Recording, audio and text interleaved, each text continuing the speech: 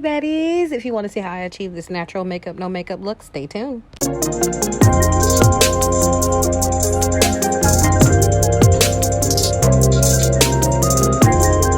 All right, we're gonna start with these brows. Now my brows are already tinted. I normally tint them at least once a week.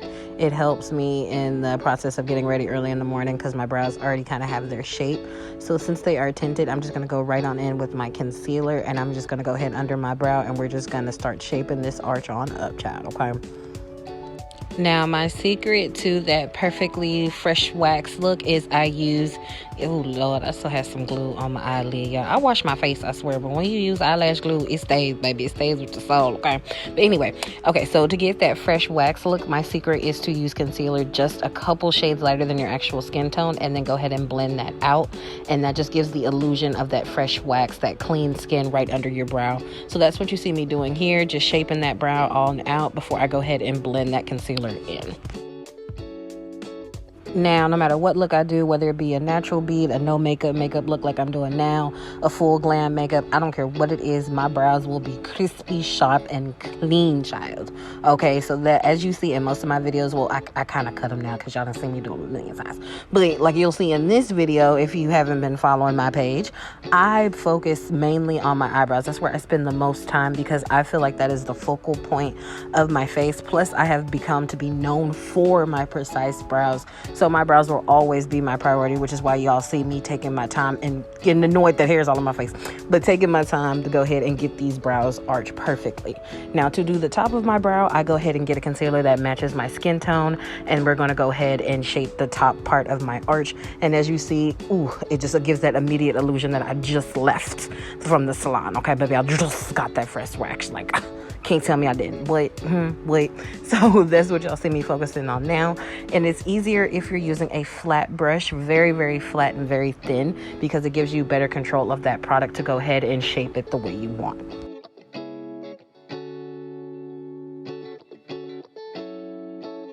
I think I've said this before, but it is very important when you're doing your makeup to look at different viewpoints. I have a mirror in front of me on the wall, as well as I'm using the camera, and there is a mirror on the side of me. I want to see my makeup from all angles because people see your face from all angles. So that way I can make sure each side, each angle, each vision is matching what's going on in the front. Okay, I need to look good as good from the side as I do from the front.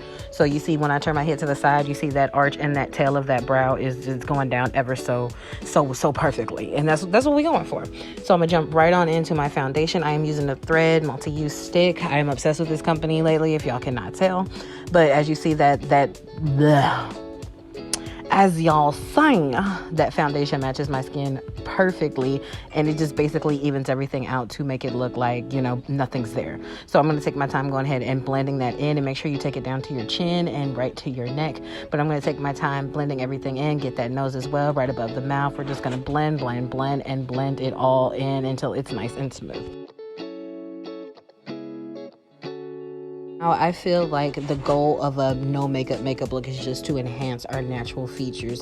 So that's why I say I'm just going to even out my skin tone with the foundation and just add some depth, some highlight, but I'm not going to be dramatic. I'm not going to divatize it. We're going to be as neutral as we can. So when I contour my face with the NYX Thread stick, I did not use a stick that is too dark to define my cheekbones just a little too much. I want to naturally chisel my face. So I want to bring out my natural highlights and my natural lowlights. So that's why I am doing it this way. Now I am going to take that lighter concealer that I used to underneath my brow and mix it with the concealer that's the same shade as my skin I used on top of my brow. I'm going to lay the light concealer down first, and then I'm going to lay the darker concealer right on top of it. And again, it just gives me a more natural highlight without it making too obvious, but it's just very neutral. I didn't sleep very well the night before I recorded this video, so I wanted to make sure to go ahead and cover up the lack of hours of sleep I got. So I am really taking my time to go ahead and place this concealer right underneath my eyelids, right where I need it today, because the sister was tired. Okay, I don't know, y'all ever been so tired you can't sleep? Because that was me last night. Like, I was exhausted, but I couldn't sleep. Make it make sense. I don't know. But anyway, before we blend everything out, we're gonna go ahead and hit it with some setting spray. It just helps everything stay in place and become tacky and just mold to our face.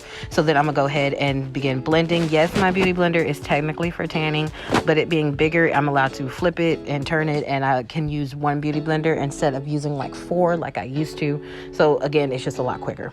So I'm going to go ahead and blend. We're going to use that point to blend underneath our eyes and use the bottom of the beauty blender to go ahead and blend our contour together. And as you see, everything just kind of blended seamlessly, and it doesn't really look like I have makeup on. It does, but it doesn't.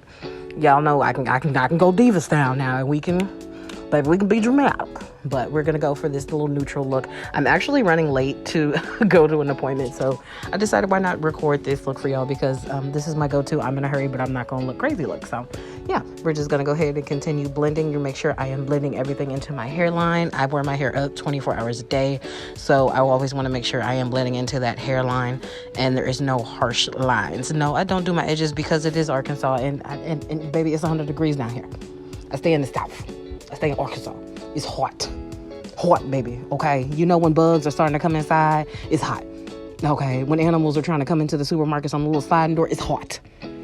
Okay, like my hair will be slicked down 2 seconds outside. It's curly, baby. It's hot. So no, I don't waste my time with my edges, and I'm still cute. So thank you for the person that brought that to my attention. But anyway, I am going to go ahead and take the lighter concealer and go ahead and take it over my eyelid and go ahead and blend that out. Now, I use the lighter concealer on my eyelid because I have naturally darker eyelids. So to use the lighter concealer, it just brightens my whole face up. And again, it just wakes me up when you can still see that bag right there, baby. We are still tired, okay?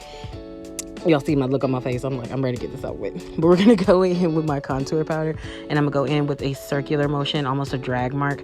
And we're going to go ahead and blend that all together. That's just kind of my way of quickly blending everything because I'm in a hurry. Normally, I would say pat it and take your time, but I'm in a hurry, y'all. So we're just going to go ahead and swipe this on. As you see, it's still kind of blended in very nicely. And again, I'm not using a contour powder that is too dark. Again, as I always say, everything will be in the description bar of what I am using because I don't be remembering sometimes. So I write it down for y'all. That's what I do it for. But we're going to go ahead and continue, and we're going to use some pressed powder. Now, I am using a very light, thin layer of pressed powder underneath my eyes.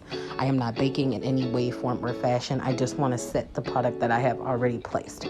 So we're going to go ahead with that. And then we're going to make sure that we're going into our inner corner as well as our eyelid. We just need to set everything. Everything you put on your face needs to be set with a powder. Otherwise, you're going to sweat it off. You're going to wipe it off. And it's going to be like you just wasted your time. So you got to make sure everything is set. Child, I don't know where nothing is in front of me. I'm looking back and forth. I don't want to look crazy on the camera with y'all, but honey, I don't be knowing what stuff is. Now, since I look so tired, I did decide to go ahead and grab a little jelly blush to go ahead and bring some color back into my face because I don't know, I just looked really pale.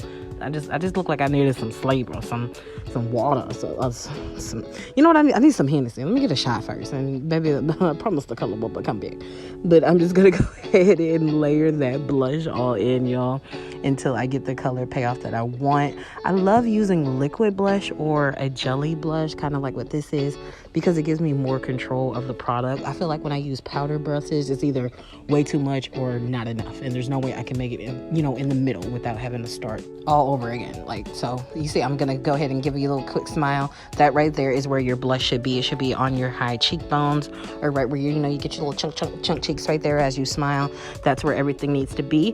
Now I'm gonna go ahead and with this NYX glue, and we're gonna lock our brows in. A lot of people use this product before they start their brows. I found out it's easier to use after my brows are complete, and it actually keeps them in place a lot better. Okay, it just works that way. There's no rules to makeup. Use it how you want to. Okay. So y'all saw I did not put any product on my brows. I put a little bit of my favorite eyeliner on the tail end of my brows just to define the arch a little bit. I think I did it off camera, but that's all I did, was just a tiny bit because they were tinted and it was already mostly done for me. I'm gonna go ahead and upload a video of me tinting my eyebrows so y'all can see that process. But since that was mostly done for me, I just went on ahead and shaped them up, and it let me keep that little nice natural look that I was going for. So I'm happy it all came together. Now we trying to get all this excess glue. Y'all clean y'all lash because I'm like, what the heck is that? Oh, child, that glue don't be looking right with that shadow, baby. Be looking like a monster growing on that lash, baby. But okay, I got it. Okay, maybe a little bit. Okay, I got it. But make sure you clean all the eyeliner or excess glue off your lash band after each use. It just saves you time, and you don't want it to dry and clump, especially if you don't go for that lash, the next couple days. It gets dry and clumpy, you won't be able to use that lash anymore. So clean between each use, I suggest. But see, this is where I was saying, okay, I did film it. Okay, I did film it for you guys. But I'm just gonna take that pencil and I'm just gonna sharpen up those tails just a tad bit because it wasn't to my standards. Now I could have left it the way it was and it was perfectly fine. But a Tara J needs an arch in that brow, baby. It got to be dramatic. It ain't a Tara J. Okay, that's just the way it is. So I am just gonna bolden those tail ends just a tad bit. And y'all see that ombre that just came? Oh, it's so pretty. Right, as I'm waiting on that to dry, remember I use clear eyelash glue because it dries clear and we can not see your mistakes. Right. Now another option for a little too much product on that brush, girl, but another option to set your brows is to use the same clear eyelash glue and just go ahead and take it over your brow just like I did the NYX glue, and it sets your brows just as well. Again, I live in the South, baby, and I'm not trying to sweat and have my brow running down my face. That ain't cute. But still, we're working on the brows. Y'all see, I told y'all I am a stickler for my brows. They're so important to me. But y'all see me when y'all see them? You see the forehead? So you see forehead and you see brows. So I feel like if you see the forehead and they got to fade into a nice brow, right? It's only right. You can't have a big old forehead and then some crazy brows. Like, that's not right.